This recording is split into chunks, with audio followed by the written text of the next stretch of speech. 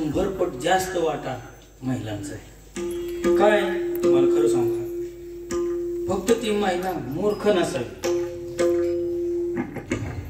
अडाण्याचं घर कधीच सुधरत नाही. आम्ही महाराज आमच्या 9 पिढ्या झाल्या. किती? 9 पिढ्यामध्ये प्रत्येकाचा अंगठा नाही, प्रत्येकाची सही आहे. काय प्रत्येक आमच्या पूर्वजांची सही आहे.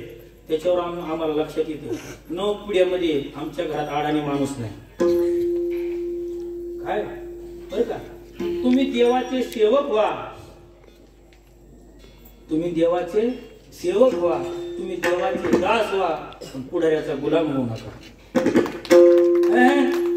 कळ्या वाजवायच्या नाही, कळ्या पुढाऱ्याच्या भाषणात वाजवायच्या. लबाड बोलला वाजव काय, इकडे काय करते, इकडे एक कीर्तन ऐकायचं. मी सांगतोय काय, परमार्थ क्षेत्र मोठं होण्यासाठी कामाची गरज आहे. कशाची? मी संपूर्ण महिला मंडळ आता इथं सगळे बरं झालं 8 तास राहिले आहे साहेब. जाऊ दे. आता इथं किती आहेत सगळे.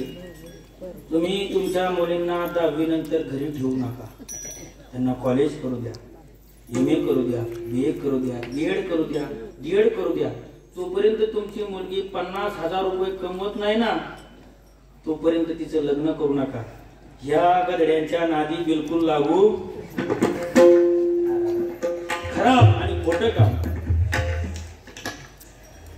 मला हलके 1-2 लाख रुपये महिने येतात.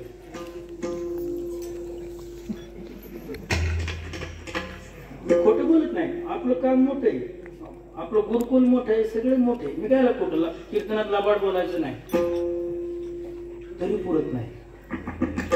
काय बोलत नाही? तुम्हाला 2च पोर आहे, मला 20-25. आमचं गुरुकुल मोठं आहे. ब्रह्मचार्याचा संसार नेहमी मोठा असतो बर का. तुम्हाला माहिती नाही, तुमच्याकडे इतक्याच पातेल्यात भागावं लागेल, बरोबर का? ते बी शिल्लक राहत असं. आम्ही महाराजांनी रोज 5 किलोचा भाग घालतो. कुठं कडे होतो कळतच नाही. 40, 45, 50 भाग खराब रोज. मी आमच्या विद्यार्थी वर्गाला हेच सांगतो बर का. कीर्तन प्रवचन ही साधना आहे. हे काय साधना आहे. आम्ही महाराज मला किमवीला टिळक महाराष्ट्र विद्यापीठात 62,000ची नोकरी होती.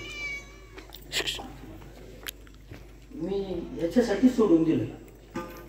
मग आमचे आई वडील म्हणले, वा ते सोडल्यावर करायचंय काय? मी ऋषीकृष्ण निघून गेलो. परत का आमच्या आई वडील सारखं तगादा लावायचं, लग्न करायचे. यांना काहीतरी बंदोबस्त केला पाहिजे. मग गुरुकुल टाकलं. 50 पोरं आनंदामध्ये. इतकं सुद्धा करून सुद्धा इतकं तुम्ही केलं, इतकं केलं, त्याचं फल काय? फल काय? घरी गेल्यानंतर तुम्हाला कामच करावं लागतं. का? धर्माचा पैसा घरात रावल्यानंतर वाटलं होतं. हे सूत्र कायम लक्षात ठेवायचं. काय करायचं? हे पार्ट टाइम करायचं. माझं म्हणणं तुम्ही कायम ऐकून घ्या. हे काय करायचं? Part time. हे पार्ट टाइम करायचं. मुख्य काय? लाख रुपये आलं पाहिजे असा उद्योगधंदा पाहिजे. काय पाहिजे? बेस पाहिजे. तुमच्या जवळ जर महिन्याला लाख रुपये येत असेल ना, तर तुम्ही खडकातून पाणी काढू शकता. आम्ही गातानेश्वरी ही परीक्षा दिली. आम्हाला महिन्याला 30,000 रुपये येतात, काही काम न करता.